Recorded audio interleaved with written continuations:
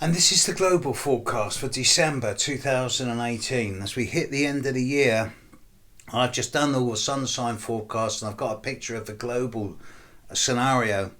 You know, we're moving into a new year shortly and some big things are brewing. Saturn is getting closer and closer to Pluto, and Saturn will be conjuncting Pluto, still 2 or 3 degrees away, but conjuncting Pluto from I don't know, end of February onwards.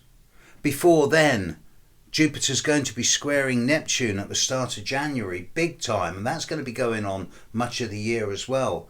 So we're heading into a pretty big year, and it's all brewing and shaping into place now. Yeah, okay, Neptune and Pluto are both moving forward now. Uranus is retrograde still. Uranus has moved back into Aries, and there's a kind of weird similarity at the moment to what was going on at the end of March and in April and early May for a lot of people. But it's not time to make decisions or choices yet. That comes in January and February. Saturn is rocketing forward in Capricorn as Jupiter is rocketing forward in Sagittarius.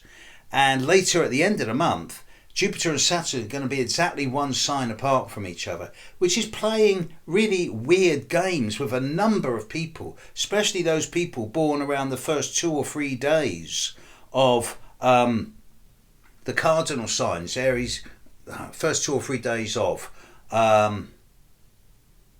June, July, September, October, December, January, March, April. Yeah, big changes going on. And it's a time of over the top undercutting, overreaching, undermining. Jupiter and Saturn trading off of each other, both in their respective signs. Really rare, I've never seen this. Jupiter in its own sign, Saturn in its own sign, both hitting the same people at the same time.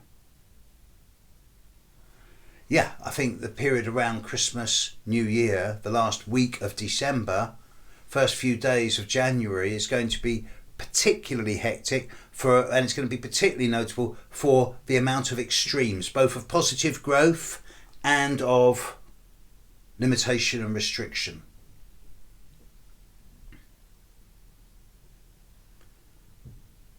I'm not worried about the Mercury retrograde, that's coming to an end. Mercury stands still in the evening UK time of the 6th of December, starts moving forward again, moves back into Sagittarius on the 12th. Venus is in Scorpio all month. Not too worried. The full moon on the 22nd of December at 0 degrees of Cancer. That's part of a big chain of full moons at the moment that's happening at 0 degrees. I'm not too worried by this one. The next one in January is a total eclipse. That's going to be interesting for a number of political leaders. That brings me to the big influences of this month. Mars is in Pisces all month. Don't like Mars in Pisces. Mars doesn't like being in Pisces, but for Pisces it's great. Mars is actually doing quite well for being in Pisces, and it's making a lot of nice aspects to a lot of planets, so I actually consider quite a proactive month for many people. But then there's the trigger points. There's going to be a Mars-Neptune conjunction on the 7th of December. Mars conjunct Neptune, that's a weird aspect. In Pisces, Neptune's sign.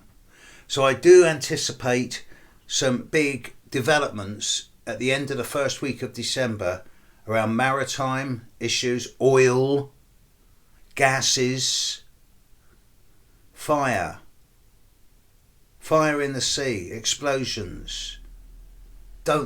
Not terrorism, don't go there. But accidents, ships colliding, oil rigs going up. This is a very similar configuration to the time of that really big oil rig that blew up in the North Sea about 15, 20, 25 years ago. Piper Alpha. I remember that one clearly. And that's very similar to that. It's compounded by the fact that Mars is conjunct Neptune on the 7th of December And it's the full moon, it's the new moon on the 7th of December.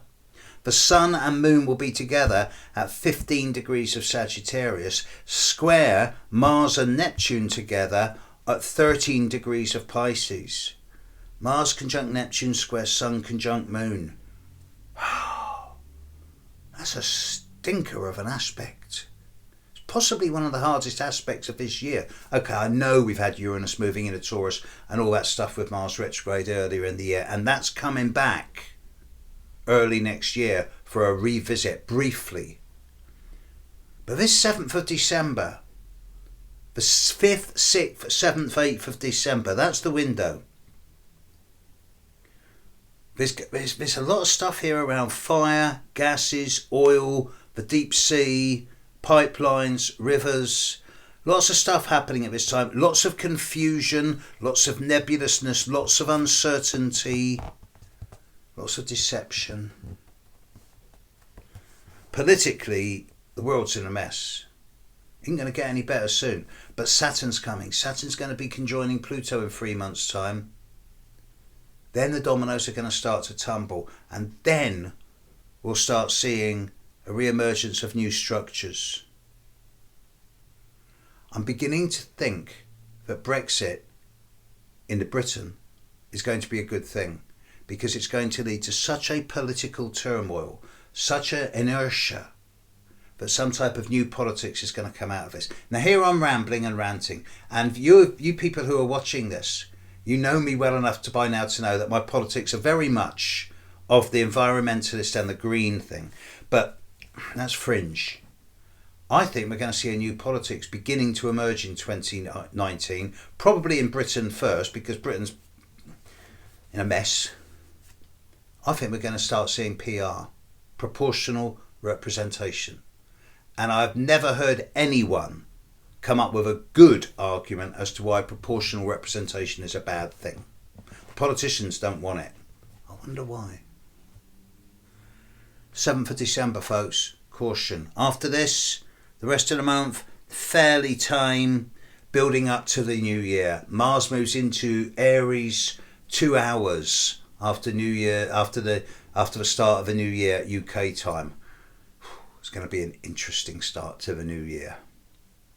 A lot of it's going to get seeded at the start of December. As far as December goes, on the one hand, charge your batteries, stay in the background because Mars is moving into Aries at the start of the new year. On the other hand, around that new moon, 7th of December, hold your breath. 5th, 6th, 7th, maybe the 8th of December. Hold your breath. Pray for good things. It could get messy.